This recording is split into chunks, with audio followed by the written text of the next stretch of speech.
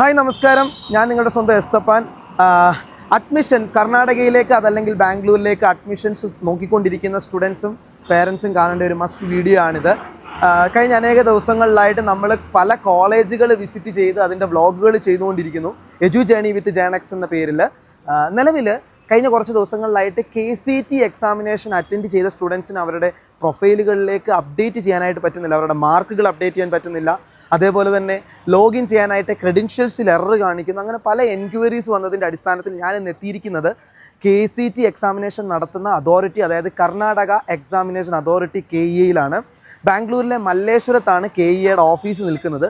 So നമ്മളിവിടെ എത്തിയിരിക്കുകയാണ്. ഇവിടുന്ന് പ്രോപ്പറായിട്ടുള്ള നിങ്ങൾ അറിയേണ്ടതായിട്ടുള്ള അപ്ഡേറ്റ്സ് എന്തൊക്കെയാണ് എന്നാണ് ഞാൻ തരാനായിട്ട് ഉദ്ദേശിക്കുന്നത്. സോ ബേസിക്കലി ഇന്നത്തെ ഈ ഒരു ആദ്യത്തെ എപ്പിസോഡിൽ നമ്മൾ എന്താണ് KEA, കർണാടക എക്സാമിനേഷൻ അതോറിറ്റി എന്താണെന്നും അവർ നടത്തുന്ന എക്സാമിനേഷൻ ഏത് രീതിയിലാണെന്നുള്ളതിൻ്റെ ഒരു കംപ്ലീറ്റ് ആയിട്ടുള്ള ഒരു ഇൻഫർമേഷൻ ഞാൻ പ്രൊവൈഡ് ചെയ്യാനായിട്ടാണ് ആഗ്രഹിക്കുന്നത്. അപ്പോൾ KCET എക്സാമിനേഷൻ അറ്റൻഡ് ചെയ്ത സ്റ്റുഡൻസ് അതിൻ്റെ റിസൾട്ടിന് വേണ്ടി വെയിറ്റ് ചെയ്യുകയായിരുന്നു. ഇപ്പോൾ മെയ് 20 വരുമെന്നായിരുന്നു ആദ്യത്തെ അപ്ഡേറ്റ് വന്നിരുന്നത്. എന്നാൽ കഴിഞ്ഞ ദിവസം വന്നിട്ടില്ല. അത് കുറച്ച് ദിവസങ്ങളും കൂടി എടുക്കും. അത് എന്തുകൊണ്ടെന്ന് ചോദിച്ചു കഴിഞ്ഞാൽ ആദ്യം പറഞ്ഞ അതേ കേസസ് ആണ്. 60% സ്റ്റുഡൻസ് മാത്രമേ നിലവിൽ അവരുടെ മാർക്കുകളും കാര്യങ്ങളും അപ്ഡേറ്റ് ചെയ്തിട്ടുള്ളൂ എന്നാണ് അറിയാനായിട്ട് സാധിച്ചത്. സോ ആ ഒരു കാരണം കൊണ്ടാണ് ഇതിൻ്റെ മാർക്കിങ്ങിലേക്ക് അല്ലെങ്കിൽ റിസൾട്ടിലേക്കുള്ള ഒരു താമസങ്ങൾ വന്നുകൊണ്ടിരിക്കുന്നത്. സോ ഏതാനും ദിവസങ്ങൾക്കകത്ത് ഒരു വിതിൻ 1 വീക്ക് തന്നെ റിസൾട്ട് വരുമെന്നാണ് അറിയാനായിട്ട് സാധിച്ചത്. അപ്പോൾ എന്താണ് KCET എക്സാമിനേഷൻ അല്ലെങ്കിൽ എന്താണെന്നുള്ള അതിനെക്കുറിച്ചുള്ള കാര്യങ്ങൾ പറയാം. കർണാടക എക്സാമിനേഷൻ അതോറിറ്റിയുടെ കീഴിൽ നടക്കുന്ന ഒരു എൻട്രൻസ് എക്സാമിനേഷനാണ് KCET എക്സാമിനേഷൻ. അതായത് കർണാടകയിലെ എൻജിനീയറിംഗ്, നേഴ്സിംഗ്, അതേപോലെ തന്നെ അഗ്രികൾച്ചർ, ഫാർമസി പ്രോഗ്രാംസിലേക്ക്, അലൈഡ് സയൻസിൻ്റെ പ്രോഗ്രാംസിലേക്ക് നിങ്ങൾക്ക് ജോയിൻ ചെയ്യാനായിട്ടുള്ള ഒരു എൻട്രൻസ് എക്സാമിനേഷനാണ് KCET എൻട്രൻസ് എക്സാമിനേഷൻ എന്ന് പറഞ്ഞ എക്സാം. അപ്പോൾ നമ്മൾ KCET എന്ന് പറഞ്ഞ അതിൻ്റെ ഫുൾ ഫോം തന്നെ പറയുന്നത് കർണാടക കോമൺ എൻട്രൻസ് ടെസ്റ്റ് എന്നാണ്. ഓക്കെ, ഈ ഒരു കോമൺ എൻട്രൻസ് ടെസ്റ്റ് പോലെ തന്നെ ഒരു കോമൺ കൗൺസിലിംഗ് സിസ്റ്റം കൂടെ ഉണ്ട് അഡ്മിഷനായിട്ട്. അതായത് എക്സാമിനേഷന് ശേഷം അതിൻ്റെ റിസൾട്ട് വന്നു കഴിഞ്ഞാൽ അതിന് ശേഷമുള്ള പ്രോസസ്സിനെ മൊത്തത്തിൽ വിളിക്കുന്ന പേരാണ് ഒരു കൗൺസിലിംഗ്, കോമൺ കൗൺസിലിംഗ് എന്ന് പറയുന്നത്. ഈ കോമൺ കൗൺസിലിങ്ങിനകത്ത് വരുന്ന ചില കാര്യങ്ങളാണ് നിങ്ങളുടെ പ്രോസസ്സ്. മാർക്ക് അപ്ഡേറ്റ് ചെയ്യുന്നു, അവിടെ അലോട്ട്മെൻറ്റിന് വേണ്ടിയുള്ള ചോയ്സസ് സെലക്ട് ചെയ്യുന്നു, അലോട്ട്മെൻറ്റ് വരുന്നു, അവിടേക്ക് ജോയിൻ ചെയ്യുന്നത് എങ്ങനെയാണ്, ഇങ്ങനെയുള്ള കാര്യങ്ങളെല്ലാം വരുന്നതിനെ ഒറ്റ വാക്കിൽ അല്ലെങ്കിൽ ഒറ്റ പേരിൽ നമ്മൾ പറയുന്നതാണ് കൗൺസിലിംഗ് എന്ന് പറയുന്നത്. ഓക്കെ, അപ്പം ഈ ഒരു KCET എക്സാമിനേഷൻ വെച്ചിട്ടാണ് കർണാടകയിലെ ഞാൻ മുൻ പറഞ്ഞ കോഴ്സുകൾക്കെല്ലാം അഡ്മിഷൻ നടക്കുന്നത്. എന്നാൽ ഇവിടെയുള്ള BSc നേഴ്സിംഗിൻ്റെ കോഴ്സിന് വേണ്ടി അതർ നോൺ കർണാടകൈറ്റ്സ് ആയിട്ടുള്ള സ്റ്റുഡൻസിനും അപ്ലൈ ചെയ്യാം. അല്ലാത്ത കോഴ്സുകൾക്കെല്ലാം ഇവിടെ കർണാടകയിലുള്ള ഒരു വ്യക്തി തന്നെ ആയിരിക്കണം. ആദ്യത്തെ ക്രൈറ്റീരിയ ഇന്ത്യയിലുള്ള ഒരു നാഷണാലിറ്റിയിൽ ഇന്ത്യൻ ആയിട്ടുള്ള ഒരു വ്യക്തി ആയിരിക്കണം. രണ്ടാമത് കർണാടകയിലുള്ള വ്യക്തി ആയിരിക്കണം. എന്നാൽ BSc നേഴ്സിംഗിൻ്റെ കോഴ്സിന് വേണ്ടി KCET എക്സാമിനേഷൻ നോൺ കർണാടകൈറ്റ്സ് ആയിട്ടുള്ള സ്റ്റുഡൻസിനും അപ്ലൈ ചെയ്യാം.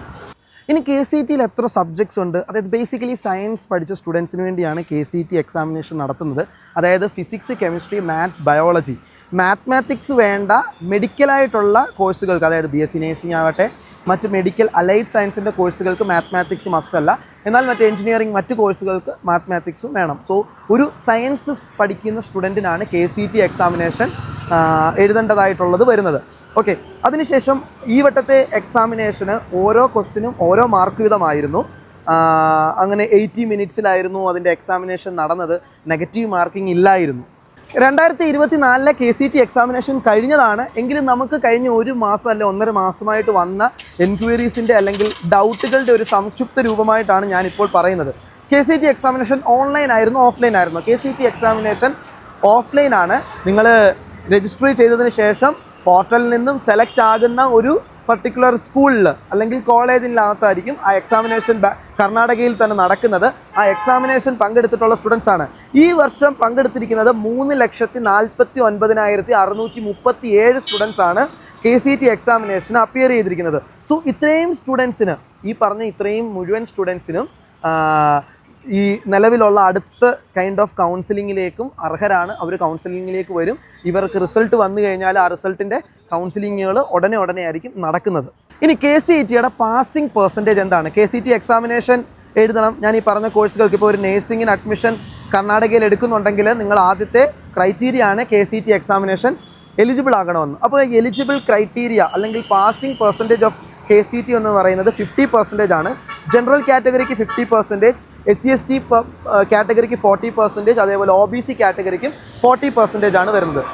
സോ ഇനി +2ൻ്റെ മാർക്ക് നിങ്ങൾക്ക് ഇതിൽ അപ്ലോഡ് ചെയ്യാനായിട്ടുള്ള ഒരു സമയമായിരുന്നു ഈ പറഞ്ഞിരിക്കുന്ന സമയം, അല്ലേ?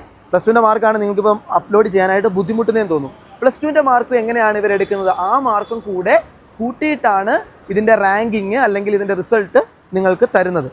അതെങ്ങനെയാണെന്ന് പറഞ്ഞുതരാം. അപ്പം KCETയുടെ ഞാൻ പറഞ്ഞ ഈ ഒരു റാങ്കിങ് സിസ്റ്റം സെലക്ട് ചെയ്യാനായിട്ട് 50% മാർക്ക്, 50% മാർക്ക് നിങ്ങളുടെ +2ൻ്റെ മാർക്കും 50% മാർക്ക് നിങ്ങളുടെ KCET എക്സാമിനേഷന് നിങ്ങൾ ഒബ്റ്റെയിൻ ചെയ്യുന്ന മാർക്കും കൂടെ കൂട്ടിയിട്ടാണ് റാങ്കിങ് സിസ്റ്റം ഉണ്ടാകുന്നത്. ആ റാങ്കിനനുസരിച്ചായിരിക്കും റിസൾട്ട് തരുന്നത്. അതുകൊണ്ടാണ് ഈ ഒരു കാലതാമസം ഇപ്പോൾ ഉണ്ടാകുന്നതിൻ്റെ റീസൺ കുറച്ചേറെ സ്റ്റുഡൻസിന് നിലവിൽ ഈ +2ൻ്റെ മാർക്ക് അവർ അപ്ഡേറ്റ് ചെയ്തിട്ടില്ല. സോ അതുകൊണ്ടാണ് റാങ്കിങ്ങിൽ ഉള്ള ഒരു റാങ്ക് വെളിയിലേക്ക് വരാൻ അല്ലെങ്കിൽ റിസൾട്ട് വരാനായിട്ടുള്ള താമസം നേരിട്ടുകൊണ്ടിരിക്കുന്നത്. മനസ്സിലായോ? അപ്പോൾ ഏപ്രിൽ 18, 19 നടന്ന നിങ്ങളുടെ KCET എക്സാമിനേഷൻ്റെ റിസൾട്ട് വരുന്നു. അതിനോടനുബന്ധിച്ചുള്ള കാര്യം ലാസ്റ്റായിട്ട് ഇനി റിസൾട്ട് വന്നു കഴിഞ്ഞാൽ എന്താണ് എലിജിബിൾ ആയ സ്റ്റുഡൻസിന് ചെയ്യേണ്ട പ്രോസസ്സിനെയാണ് നമ്മൾ കൗൺസിലിംഗ് എന്ന് പറയുന്നത്. ആ കൗൺസിലിങ്ങിൽ കുറച്ചേറെ സ്റ്റെപ്പുകളുണ്ട്.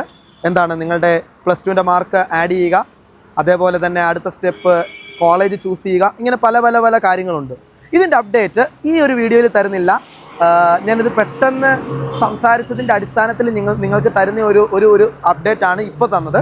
സോ വരും ദിവസങ്ങളിൽ, നാളെ, അത് കഴിഞ്ഞിട്ട് ഓരോ ദിവസങ്ങളിലും KCETയുമായി ബന്ധപ്പെട്ടിട്ടുള്ള എല്ലാ അപ്ഡേറ്റ്സും, അതായത് KCETയുടെ എന്ത് അപ്ഡേറ്റ്സ്, ഡെയിലി അപ്ഡേറ്റ്സ് വരുന്നോ അല്ലെങ്കിൽ റിസൾട്ട് വരുന്നോ അതിനുമായിട്ടുള്ള അപ്ഡേറ്റ്സുകളെല്ലാം തരാനായിട്ട് നമ്മൾ റെഡിയാണ്. സോ നിങ്ങൾ സബ്സ്ക്രൈബ് ചെയ്ത് നോട്ടിഫിക്കേഷനൊക്കെ ഓൺ ആക്കി വെച്ചിരിക്കുക. അപ്പോൾ ഡെയിലി ഇടുന്ന അപ്ഡേറ്റ്സ് നിങ്ങൾക്ക് കാണാനായിട്ട് സാധിക്കും. ഇനി എക്സാമിനേഷൻ്റെ ഈ ഒരു പറഞ്ഞ KCETയുടെ പോർട്ടലിലേക്ക് ക്രെഡൻഷ്യൽസ് തെറ്റായിട്ടുള്ള സ്റ്റുഡൻസ്, അതേപോലെ തന്നെ നിങ്ങൾക്ക് മാർക്ക് +2ൻ്റെ മാർക്ക് അപ്ലോഡ് ചെയ്യാൻ എത്ര നോക്കിയിട്ടും ലിങ്ക് ഒന്നും വർക്ക് ചെയ്യുന്നില്ല എന്നാണ് കാണിക്കുന്നത് എന്നുണ്ടെങ്കിൽ നിങ്ങൾ നമ്മളെ കോൺടാക്റ്റ് ചെയ്യുക. നമ്മൾക്ക് പ്രോപ്പറായിട്ട് അത് റെഡിയാക്കി തരാനായിട്ട് പറ്റിയൊരു ടീം നമ്മുടെ കൂടെയുണ്ട്. അപ്പോൾ ആ ടീം നിങ്ങളെ സഹായിക്കും. അതല്ലെന്നുണ്ടെങ്കിൽ നിങ്ങൾക്ക് ഓഫ്ലൈനായിട്ട് ഇവിടെ വന്ന്, അതായത് ഞാനിപ്പോൾ വന്നിരിക്കുന്ന എൻ്റെ ബിഹൈൻഡിൽ കാണുന്ന ഓഫീസിൽ വന്നിട്ടാണ് ഓഫ്ലൈനായിട്ട് അത് വന്ന് ചെയ്യേണ്ടതായിട്ട് വരും. നിങ്ങളുടെ മാർക്കും കാര്യങ്ങളും ഫിസിക്കലി കൊടുത്തിട്ടാണ് അത് ചെയ്യേണ്ടത്. ഇപ്പോൾ നാട്ടിലുള്ള ഒരു സ്റ്റുഡൻറ്റിനെ സംബന്ധിച്ച് അത് വളരെ കഷ്ടപ്പാടാണ് ഈ ഒരു മാർക്കിൻ്റെ അപ്ഡേഷന് വേണ്ടി നിങ്ങൾ ട്രാവൽ ചെയ്ത് ഇവിടെ വന്ന് ചെയ്യുക എന്നുള്ളത്. സോ അതിന് നമ്മൾ ഹെൽപ്പ് ചെയ്യാം. നമ്മൾ ഇത്രയും സ്റ്റുഡൻസിനെ ഹെൽപ്പ് ചെയ്യാനായിട്ട് സാധിച്ചു എന്നുള്ളതിൽ വളരെ പ്രൗഡാണ്. സോ നിങ്ങൾക്ക് ഈ ഒരു ബുദ്ധിമുട്ട് അനുഭവിക്കുന്ന സ്റ്റുഡൻസും അതേപോലെ തന്നെ KCETയുടെ അടുത്ത ലെവൽ കൗൺസിലിങ്ങിൻ്റെ പ്രോസസ്സ് നിങ്ങൾക്ക് പ്രോപ്പർ ഗൈഡൻസോട് കൂടെ നിങ്ങൾക്ക് ചെയ്യണമെന്ന് ആഗ്രഹമുള്ളവർക്ക് നമ്മുടെ കോൺടാക്റ്റ് നമ്പറിലേക്ക് കോൺടാക്റ്റ് ചെയ്യുക. നിങ്ങൾക്ക് വളരെ കൃത്യമായിട്ട് നമ്മുടെ ടീം ഹെൽപ്പ് ചെയ്യുന്നതായിരിക്കും. ഓക്കെ, അപ്പം അടുത്ത ദിവസങ്ങളിലൊക്കെ, വരും ദിവസങ്ങളിലൊക്കെ KCET എക്സാമിനേഷൻ്റെയും KEയുടെ ഒക്കെ ഡയറക്റ്റായിട്ടുള്ള അപ്ഡേറ്റ്സ് തരുന്നതായിരിക്കും. സോ എസ്തപ്പാൻ ഇവിടെ ഉണ്ട്, ബാംഗ്ലൂരിൽ തന്നെ ഉണ്ട്, KEയുടെ അടുത്ത് തന്നെ ഉണ്ട്. അപ്പം എല്ലാ അപ്ഡേറ്റ്സിനും ആയിട്ട് കാത്തിരിക്കുക. Edu journey with Janaks is rolling. By.